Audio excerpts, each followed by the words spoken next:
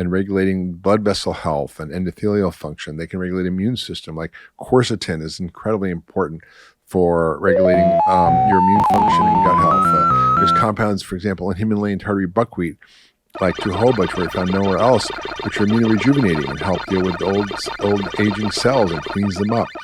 There's compounds, for example, like berberine that are in plants that help with diabetes and so on. And we know that certain things like sulforaphane, which is from broccoli, has powerful anti-cancer compounds. They did a study in China where they literally got the urine of people and measured essentially the broccoli extracts that came out in the urine, and the higher that was, then the lower the risk of cancers. So we know across the spectrum of diseases how important these compounds are, and we just don't get enough of them. And that's why we say, eat a rainbow of vegetables. They say 5 to 9 servings of fruits and vegetables. That's a minimum. You should probably have, a serving's a half a cup. You probably should have, 20 servings, right? A day, at least. That's 10 cups of fruits and vegetables.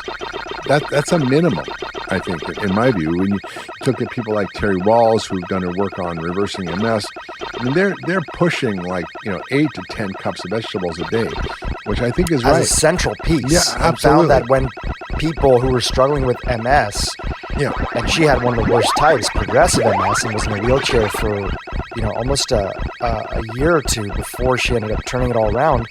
She saw that combination of organ meats, which is one aspect, and we'll talk about polyphenols in meat, because we often talk about it in plants, but there's a whole component inside of meat too. But she saw that when people didn't have organ meat in their diet and they didn't have enough of the fiber, their gut was not able to restore at a level which helped to deal with all the things that ended up getting to the root of autoimmune conditions that people are struggling with, which MS is one. Yeah, absolutely. And there's so many cool things with plant compounds that we're just learning about. For example, like pomegranate, is great for fueling and growing healthy bacteria, but it also actually creates a byproduct. This is what we can't even often understand the complexity of this. This is to break down how this one plant, pomegranate, creates this one metabolite, urolithin A, from bacteria in the gut, if you have the right bacteria, and that 3 completely transforms your health by cleaning up your mitochondria through mitophagy, which is recycling and getting rid of old mitochondria and building new ones, and 4, by increasing muscle synthesis, basically ending sarcopenia, which is one of the key things that happens with the age. We lose muscle. So basically, when you take pomegranate, it fertilizes good bugs.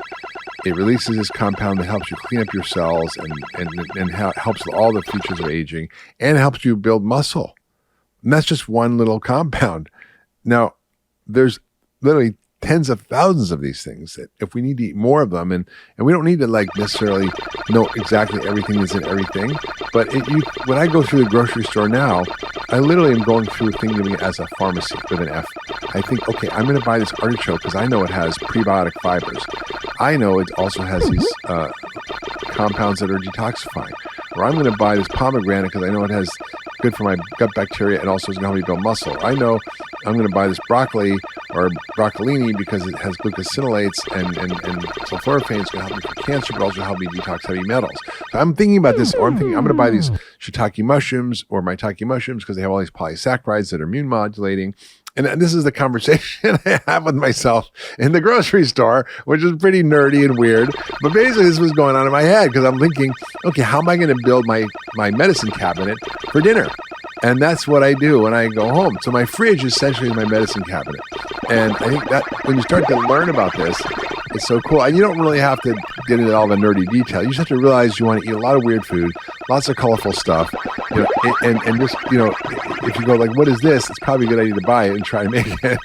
There's recipes and stuff you can on Google, but it's so important because the weirder, the wilder the food, probably the less adulterated it is, the less hybridized it is, less modified it is. So dandelion greens are great. They're a little bitter, but way better than iceberg lettuce.